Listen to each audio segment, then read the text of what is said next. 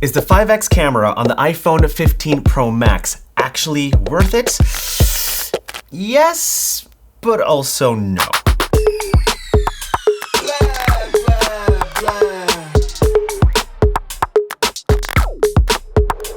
Okay, all right.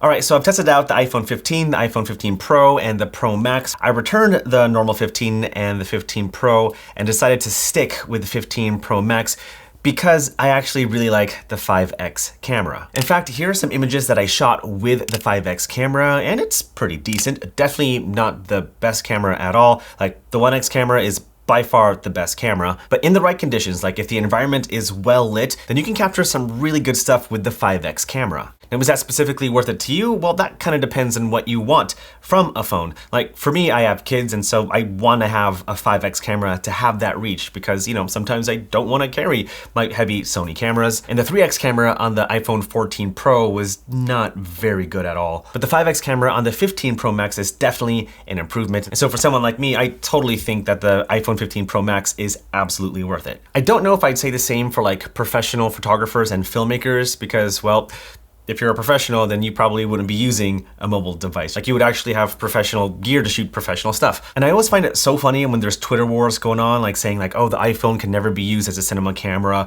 Of course not. It's a phone. But the fact that the cameras on these phones are getting better every single year just opens up so many opportunities for people that don't have access to professional video and photography equipment. All right, so I've instructed Brandon to stay over there yonder. I'm gonna try out the different cameras. This is the 0.5x camera, iPhone 15 Pro Max, sorry, ProRes log. All right, now we have the 1x camera on the 15 Pro Max. Cool stance, brah. All right, now we got the 2x camera. Brandon doing his thing. And you can like, you know, use your phone. You can actually film. There you go, you could do your thing. And now we got the 5x camera. And that's insane, the reach.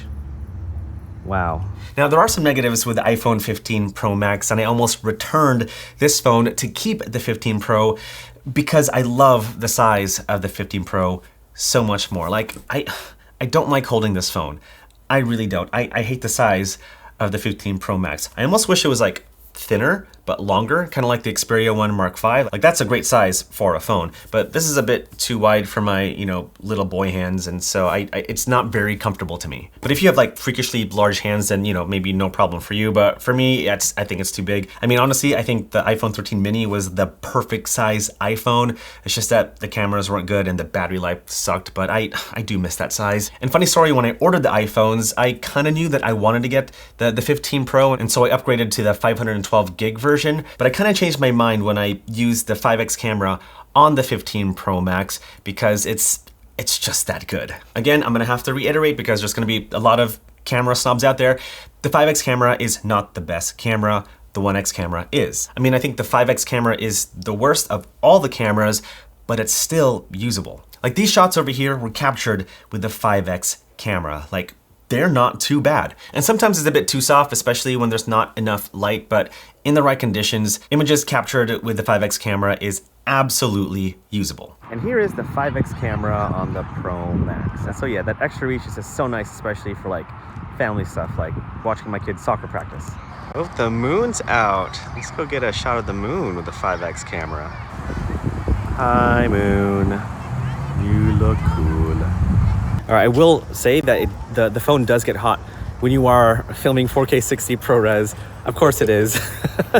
I don't know how often I'm gonna use that or even attach like a hard drive to the phone, but just in case you're wondering, it does get quite hot. Look at Brandon over there doing Brandon things. Anyway, this is shot with the 5x camera, and I am like way out all the way here, so that 5x camera has a really nice reach. Now, fun hack, if you wanna get even closer, the 5x camera, just film in action mode, and the camera will crop in a little bit more, albeit at 2.8K resolution, but you can get a further reach by going into action mode and the 5x camera. That's pretty impressive, look at that. All right, so how does the iPhone 15 Pro Max handle flares? Well, we're going to find out. Right now I'm filming with the 1X camera, and you see that little ghosting thing right over there. Yeah, a little Ghost Rider. Remember that show, Ghost Rider? Anyway, we have a little Ghost Rider over there. Still there in the iPhones.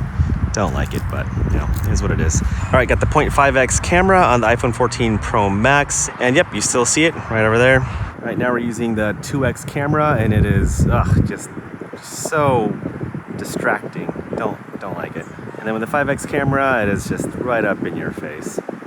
And so yeah, maybe just don't point the phone towards the sun. Just maybe point like at an angle, kind of like this. Oh, and battery life. If I'm using this phone extensively, obviously the battery is gonna drain even though it's a Pro Max. But if I'm just using it casually, social media, emails, all that stuff, like it'll definitely last all day. But I do film with this phone quite a lot, and so I tend to drain the batteries quite a bit. But I did the same thing with my iPhone 14 Pro, and so I'm just kind of used to just using all the battery of my iPhones every single day, and so yeah, that's the battery life. And then the only other drawback to the 15 Pro Max is that it's pricey. Like it's a stupid price. Like I hate paying that much for a phone, but you know, it is what it is. But yeah, the biggest drawbacks to the 15 Pro Max is that it's too big, it does overheat, and it's quite pricey. But everything else about this phone I absolutely love. Like I love the USB-C port, like finally one cable for all my devices, and I love the ability to film in 4K ProRes log up to 60 frames per second externally. Like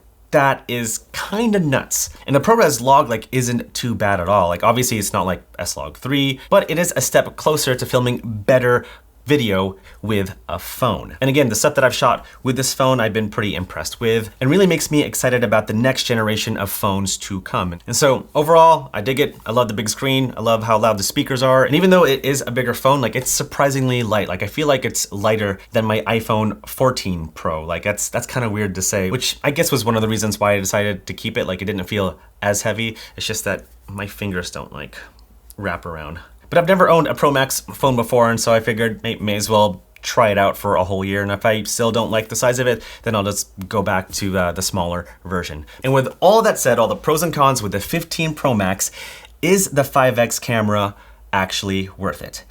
For someone like me, someone that uses this phone creatively and personally, like to capture my kids, yes, 100%. Absolutely worth it. If you don't care about the reach, then stick with the 15 Pro, or even stick with the 15, or maybe don't upgrade. But because the 5X camera is actually half decent, it kind of makes me wonder what else I can do with this phone.